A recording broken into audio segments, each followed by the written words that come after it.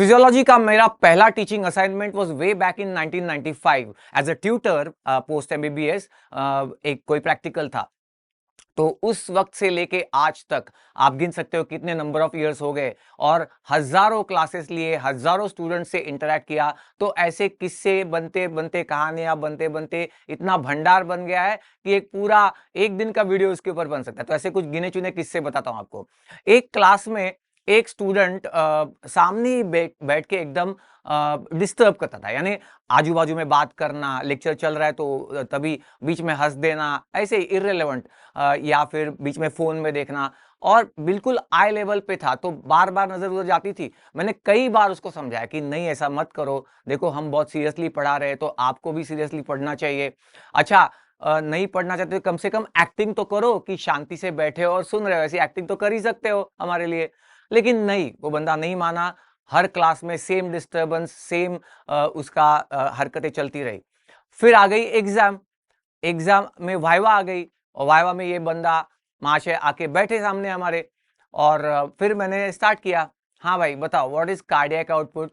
Sir cardiac output is the amount of, a wait wait wait wait wait. मैंने phone उठाया और थोड़ा बहुत ऐसे स्क्रॉल किया, फिर रख दिया। हाँ कुछ बोल रहे थे, क्या क्या। Sir cardiac output is the amount of blood, a wait wait wait wait wait wait. अरे सर आज लंच कितने बजे है। अच्छा 1:30 को ना, ओके। हाँ बोलो क्या, हाँ क्या बोल रहे थे। सर कार्डियक आउटपुट, ए wait wait wait wait wait. थोड़ा पानी पिया, इधर उधर देखा, फिर हाँ बोलो क्या बोल रहे थे। देखो गलत मत समझना, मैंने उसको कहा कि तुम्हारी एग्जाम है, तुम्हारे लिए कितनी इंपॉर्टेंट है ये एग्जाम, और तुम कितना मतलब प्रिपेयर करके आए हो और चाहते हो कि मैं आपके तुम्हारे आंसर सुनूं, और मैं सुन नहीं रहा हूं, मैं डिस्टर्ब कर रहा हूं। तो ये होता है डिस्टर्बेंस। तुम्हारे लिए ये जो एग्जाम का इंपॉर्टेंस है ना, वैसे ही हमारे लिए लेक्चर्स, एवरीडे लेक्चर्स का इंपॉर्टेंस होता है। हम बहुत पैशनेट है, मैं फिजियोलॉजी बहुत मिशन की तरफ पढ़ाता हूं। तो उसमें अगर डिस्टर्बेंस होना तो ये ऐसा फील होता है जैसे अभी आपको फील हो रहा है। और प्लीज मुझे गलत मत समझना, उसको मार्क्स जो है वो कंप्लीटली उसके बाद जो परफॉर्मेंस दिया, जो वाइवा दिया, प्रैक्टिकल किया, उसी के ऊपर मिले। Okay, I am repeating it again. Marks जो उसको मिलने चाहिए थे, उसके डिजर्विंग थे, वो ही मिले। इट डिड नॉट अफेक्ट कि उसने क्लासरूम में मुझे सताया था। हम कोई नागिन थोड़ी ही है, नागिन के आंखों में चेहरा छप जाता है किसी दुश्मन का, और बाद में वो जाके डस लेती है।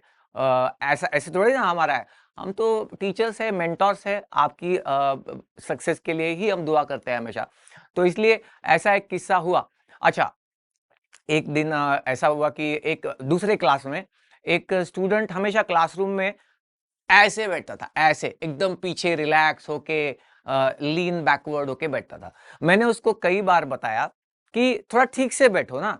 मतलब ये सिंबॉलिक चीजें होती है कि लेक्चर चल रहा है, कोई पढ़ा रहा है, तो आप क्लासरूम में बैठे हो, कैंटीन में नहीं हो, तो थोड़ा ठीक से बैठना चाहिए ना।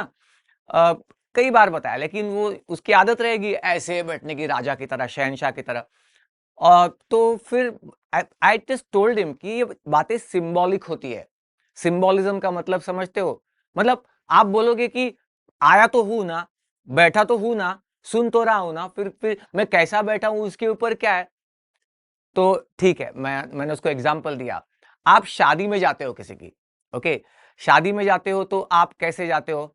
एकदम वेल ग्रूम्ड, एकदम वेल केम्ड हेयर, और अच्छे से शूज पहन के और डीओ मार के, अच्छे कपड़े, नए कपड़े पहन के जाते हो। क्यों जाते हो? क्योंकि आप उसको मतलब ब्राइड और ग्रूम को, मतलब जिनकी शादी हो रही है, उनको ये बताना चाहते हो कि तुम्हारे लिए जो ये दिन इतना इंपॉर्टेंट है तुम्हारी लाइफ का, मैंने भी उतना ही इंपॉर्टेंस इस दिन को दिया है। एक सिंबॉलिकली आप बताना चाहते हो, इसलिए आप ऐसा वेल ग्रूम्ड होके जाते हो।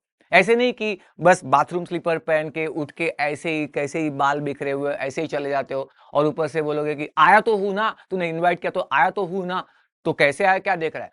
ऐसा नहीं होता, ये चीजें सिंबॉलिक होती है। तो ऐसे समझाने के बाद शायद उसको समझ में आ गया। क्लासरूम में भी या लाइब्रेरी में मैंने मेरे वक्त का किस्सा बताया उसको कि लाइब्रेरी की दीवार में कोई मेरा दोस्त कुछ लिख रहा था, कुछ समथिंग विच इज जो टॉयलेट की दीवार पे लिखने लायक हो, ऐसी कोई चीज लाइब्रेरी के दीवार पर लिख रहा था।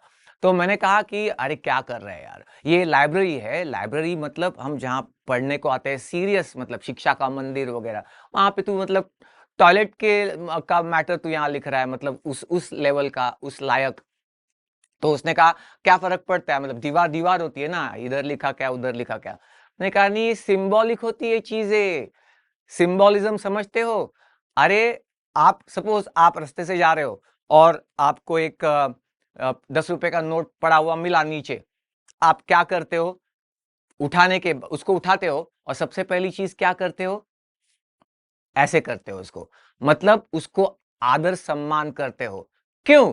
देखो, शायद 10 रुपया, मतलब वो अमाउंट शायद उतनी मायने नहीं रखती होगी, लेकिन it is a symbolic gesture for Lakshmi, आप उसको लक्ष्मी मानते हो, और इसलिए वो रास्ते में पड़ी थी तो उसको पहले आप मान सम्मान देते हो। तो ये सिंबॉलिज्म होता है, और ये सिंबॉलिज्म बहुत इंपॉर्टेंट होता है।